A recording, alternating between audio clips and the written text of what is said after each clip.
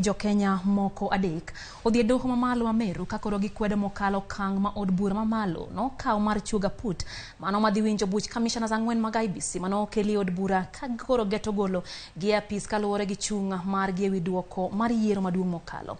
Ukinde Filmon Kiogora Munjuri, Godfrey Kinotin Tubiribi kod Joshua Mwirigi Mugira wacho ni report madwaro ni thicho ko komishonas ya apis no chwal ne jatend piny Kenya e thuolo matin seche 24.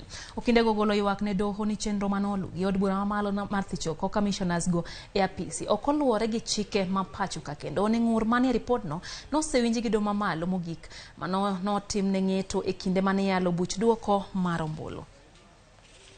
If you look at our petition, we have not involved the tribunal that has been set up.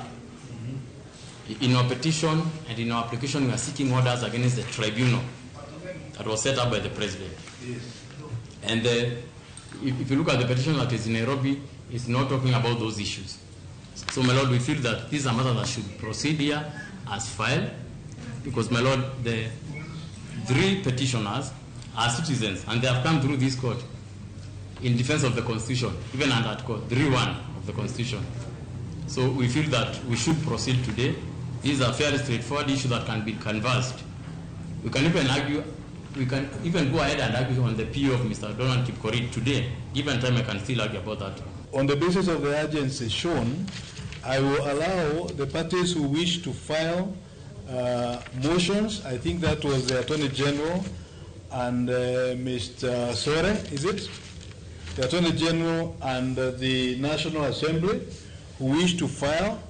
I will only grant 2 days, meaning today, end of today, tomorrow, court clerk.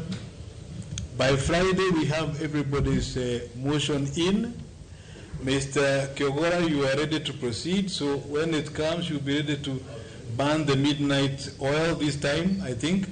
And then by Tuesday, because that's the next working day, the 13th, we hear the motions that will have been filed.